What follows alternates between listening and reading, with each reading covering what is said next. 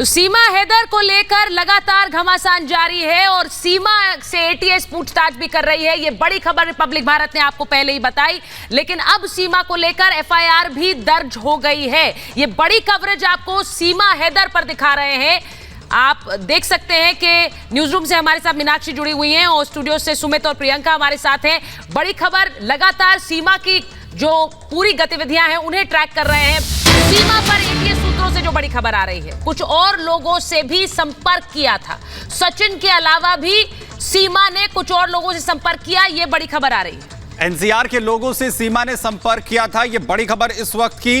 Gaming app के जरिए बातचीत सीमा ने की थी और भारत आने से पहले कुछ एनसीआर के और भी लोग थे जिनके साथ सीमा की तरफ से संपर्क किया गया था। आखिर यह संपर्क क्यों हुआ था, आखिर क्या मकसद था सीमा का, क्योंकि इसी गेमिंग ऐप के जरिए सचिन से भी बातचीत यहां पर सीमा की हुई थी और अब एटीएस के जो सूत्र हैं वो बड़ी जानकारी यहां पर दे रहे हैं।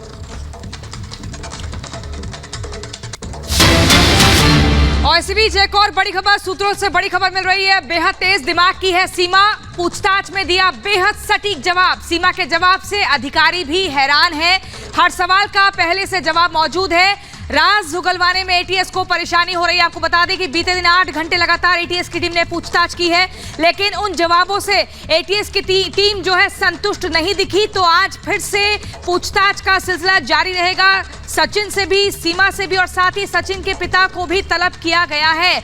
ये जानकारी मिल रही है। बहुत ही शातिर दिमाग की है सीमा और जितने भी जवाब दे रही है लग रहा है कि पहले से तैयार थी।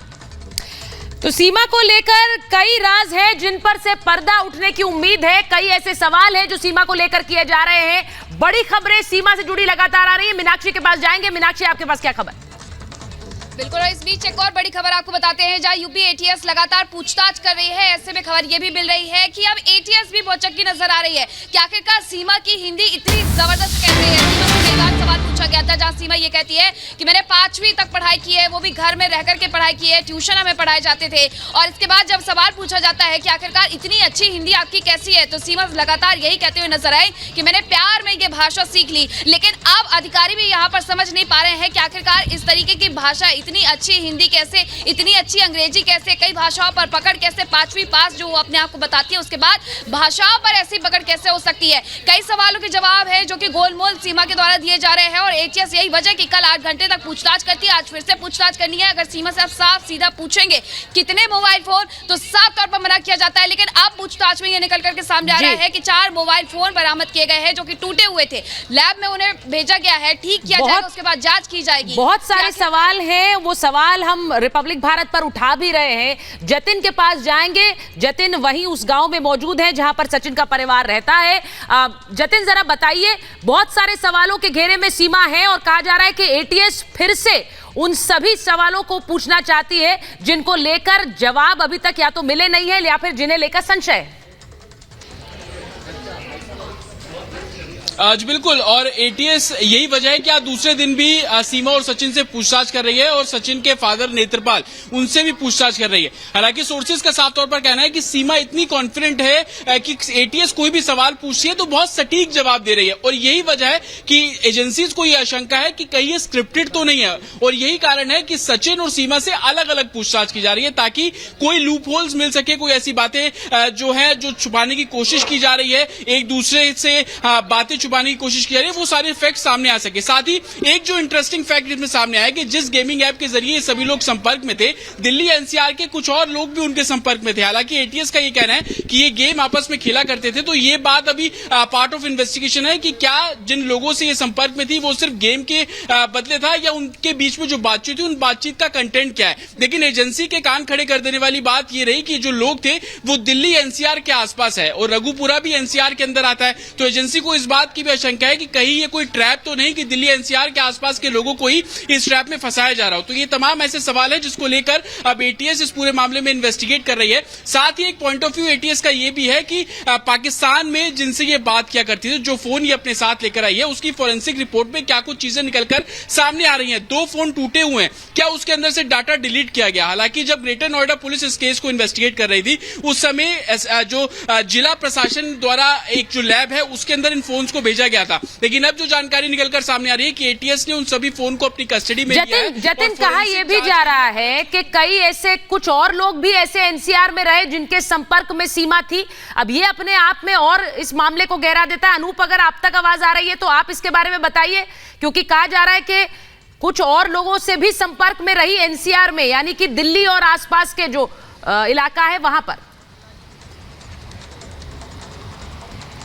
बिल्कुल सुचरिता, अब इस बात को समझने की जरूरत है कि अगर दिल्ली एनसीआर के बाकी लोगों से संपर्क किया था तो सिर्फ दिल्ली एनसीआर क्यों दिल्ली एनसीआर को चुना था सीमा हैदर ने, और जो बाकी लोगों से बातचीत की बात कही जा रही है, क्या कोई मोटिव था, कोई मकसद था, और सिर्फ यही बात तलाशने की कोशिश एटीएस भी कर रही है। हालांकि कमांड सेंटर में जहां इस वक्त मैं मौजूद हूं, कल यही पूछताछ हुई थी 8 घंटे के आसपास सचिन और सीमा से। उसके बाद आज उम्मीद यही की जा रही थी कि अब फिर लेकर आया जाएगा, लेकिन आज यहां इनको लाया नहीं गया है। एटीएस कहीं और उनसे पूछताछ कर रही है, ऐसी संभावना जताई जा रही है, क्योंकि कई अहम और बेहद महत्वपूर्ण सवाल है जिनका जवाब बेहद जरूरी है सुचरिता। क्योंकि भारत की सुरक्षा को चकमा देकर कोई पाकिस्तान से नेपाल के रास्ते भारत आ जाता है, वो भी 4 बच्चों के साथ, ये सबसे बड़ा सवाल था। एक दो नहीं, 4 मोबाइल फोन उसके पास मिले और एक मोबाइल फोन टूटा हुआ था। उसकी डेटा रिकवरी से भी कई सारे सवालों के जवाब मिलेंगे।